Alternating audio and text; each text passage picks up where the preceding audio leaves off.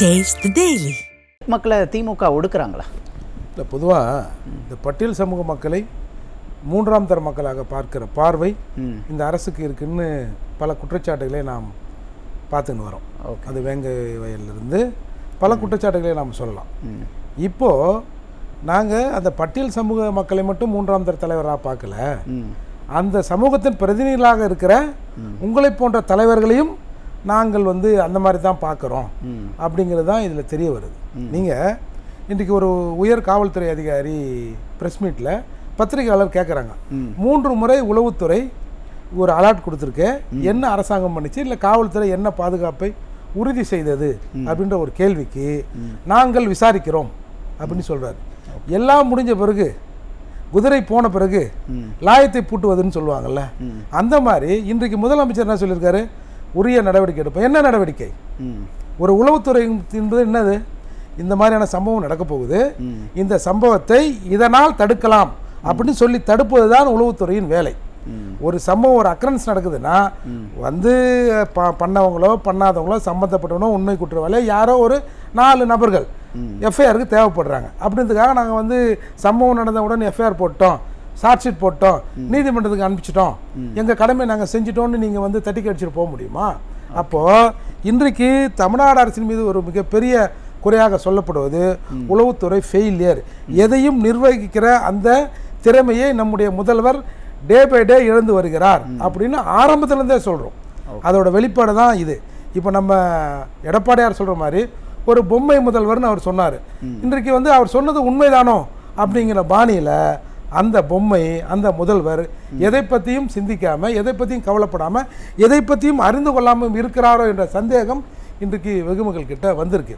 இப்போ இவங்க என்ன சொல்கிறாங்க, கடந்த தேர்தலில் இந்திய அரசியலமைப்பு சட்டத்தை பாதுகாப்பதற்கு எங்களுக்கு ஓட்டு போடுங்கன்றாங்க.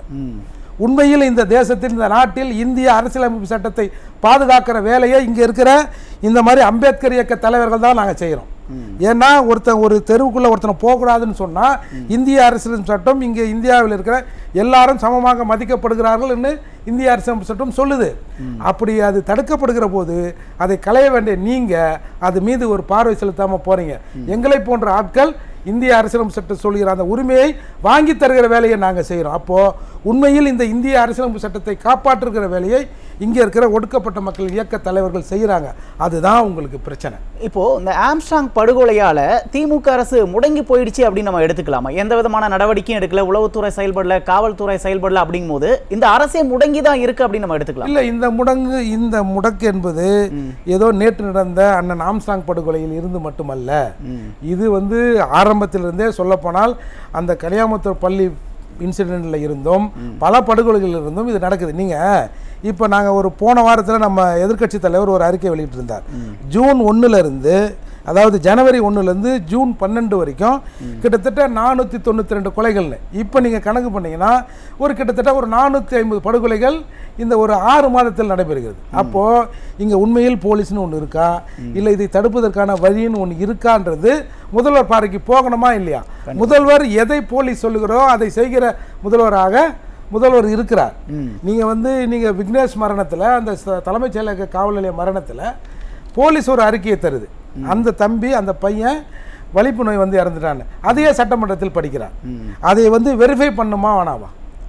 அதை போலீஸ் சொன்னால் பரவாயில்ல, ஒரு முதலமைச்சர் சட்டமன்றத்தில் பதிவு செய்கிறாருன்னா அது அவை குறிப்பில் நீங்கள் 50-100 வருடம் கழித்து அன்னைய தேதியில் முதலமைச்சர் என்ன விக்னேஷ் மரணத்தில் என்ன வாசித்தார்னா அது ரெக்கார்டில் கொடுத்தாங்க. அப்படிப்பட்ட ரெக்கார்டை இது சரிதானான்னு சரி பார்க்குற அந்த திறன் உங்ககிட்ட இல்லை. சரி, அந்த திறன் இல்லாததோடு இன்றைக்கி ஒன்று எழுதி கொடுத்துருக்கோம், மறுநாள் அதை மாற்றி எழுதி கொடுக்குறோமே, அன்றைக்கி அந்த மாதிரி எழுதி கொடுத்தீங்க, இன்றைக்கி எப்படி இது எழுதி கொடுத்தீங்க, இந்த தவறு எங்கே நடந்தது, இந்த தவறுக்கு யார் காரணம் என்று நடவடிக்கை எடுக்கிற அந்த திறனும் இவருக்கு இருக்கும். அதால் நம்ம பயப்பட்டு சரியாக செய்யணுன்ற எண்ணமும் காவல்துறைக்கு இல்லை. அப்படின்னா ஒட்டுமொத்த முதல்வரின் செயல்பாடுகளில் இருக்கிற குறைபாடு தான் இன்றைக்கு நாட்டில் உள்ள எல்லா குறைபாடுகளுக்கும் காரணம். ஏன் சட்டம் ஒழுங்கை பாதுகாக்கிறதுக்கு முதல்வர் தொடர்ச்சியாக அதில் தோல்வி அடைஞ்சிக்கிட்டே இருக்காரு சார்? அவருக்கு தெரியல சார். இப்போ ஆங்கிலமே தெரியாத ஒருத்தங்கிட்ட ஒரு ஆங்கில நோட்ஸை நம்ம படித்து காட்டினோம்னா அவர் எப்படி புரிஞ்சுக்குவார்? அந்த மாதிரி அவர் புரிகிறாரு. யாராவது எழுதி கொடுத்தா, யாராவது சொன்னால் அதை சொல்லிவிட்டு போகிற முதலமைச்சராக அவர் இருக்கிறார். அவருக்கு இன்றைக்கு நாட்டில் என்ன நடக்குதுன்னு இன்றைக்கு தெரியல. அதுதானே அடிப்படை. நீங்கள் இப்போ இப்போ ரவுடிகள் ஒழிப்பு பிரிவுன்னு ஒன்று வச்சுருக்காங்க. ஓகே சார், அதோட வேலை என்ன? இந்த ரவுடி காலையில் இங்கே சாப்பிட்டாரு, மத்தியானம் அங்கே சாப்பிட்டாரு, நைட்டு இங்கே தூங்கினார், இதான் வேலை. இவர்களுடைய செயல்பாடுகளை கண்காணித்து இவர்கள் இன்ன செயல் திட்டத்தில் இருக்கிறார்கள், அது யாராக இருந்தாலும் இந்த செயல் திட்டத்தில் இருக்காங்க, இந்த செயல் திட்டத்தை இன்ன வழிகொண்டு தடுக்கிறதுக்கு தான் அந்த பிரிவை. மாநில உளவு பிரிவுங்கிறது இந்த நாட்டில் இது நடக்க போது இதை தடுக்கிறதுக்கான விஷயங்கள் இது அப்படிங்கிறது அந்த பிரிவு. இந்த பிரிவுலாம் உண்மையிலே இருக்குதுன்றது நம்ம முதல்வருக்கு தெரியுமா என்கிற சந்தேகத்தை இன்றைக்கு பொதுமக்கள் பலர் எழுப்புறாங்க. சார், இது வந்துங்க இன்றைக்கி இந்த பட்டியல் சமூக தலைவர்களுக்கு எதிரான போக்குங்கிறத இது இன்னைக்கு புதுசாக ஆரம்பிக்கிறது இல்லைங்க. ஆரிய சங்காரன் ஒருத்தர் இருந்தார். ஓகே, ஆரிய சங்காரன்லேருந்து இன்றைக்கு ஆம்ஸ்ட்ராங் வரை யாரெல்லாம் இந்த அரசுக்கு, திராவிடத்திற்கு, திராவிட கட்சிக்கு, திமுகவுக்கு எதிராக பேசுகிறார்களோ அவர்கள் இந்த சமூகத்திலிருந்து துறை தெரியப்படுகிறார்கள். நீங்கள் ஆரியன் சங்காரன் விஷயத்தில் இங்கே இருக்கிற நம்ம அள்ளிக்குளம்ன்ற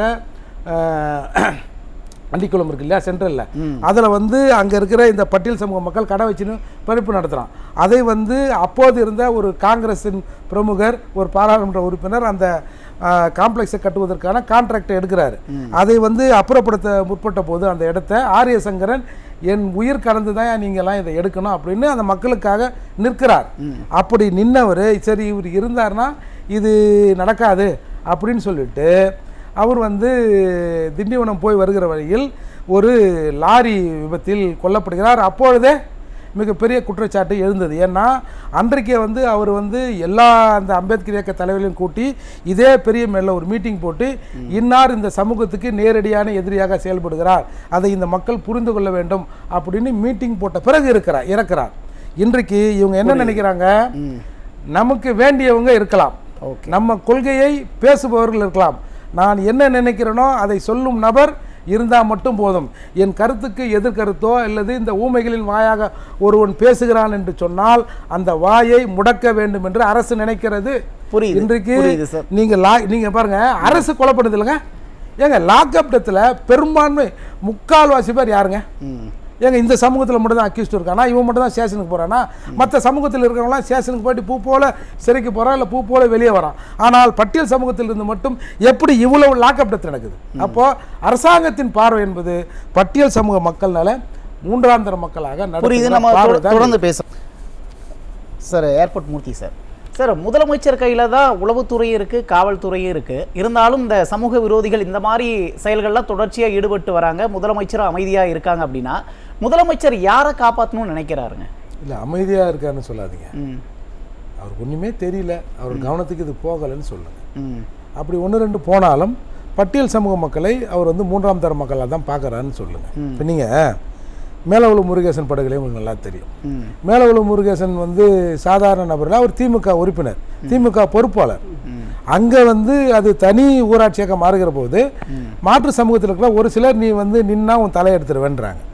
சரி, அதை மீறி வந்து தேர்தல் அங்கே நடத்த முடியல. அதுக்கப்புறம் பீஸ் மீட்டிங்லாம் போட்டு அரசின் மானத்தை காப்பாற்றுவதற்கு, ஜனநாயகத்தை நாங்கள் காப்பாற்றுகிறோம் அப்படின்னு சொல்வதற்கு அங்கே தேர்தல் நடத்தப்படுது.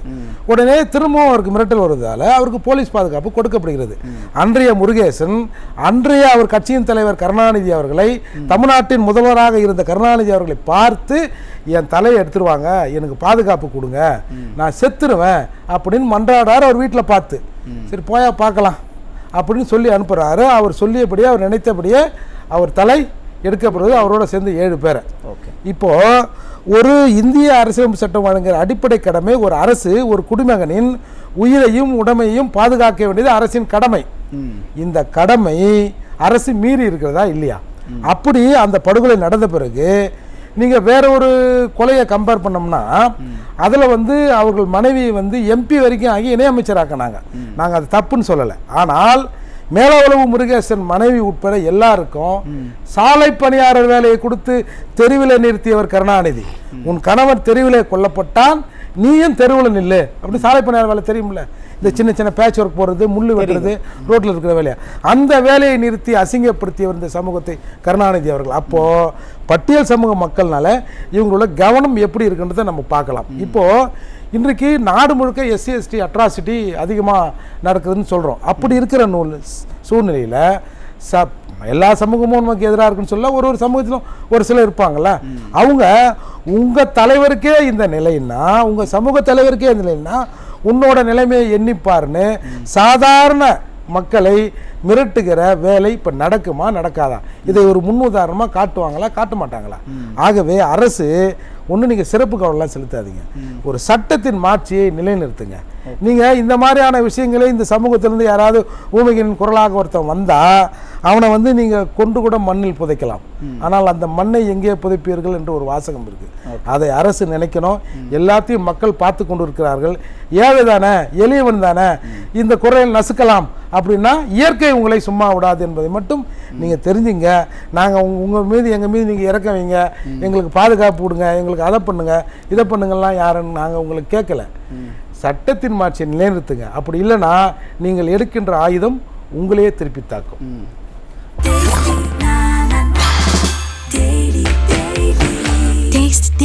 Taste the Daily.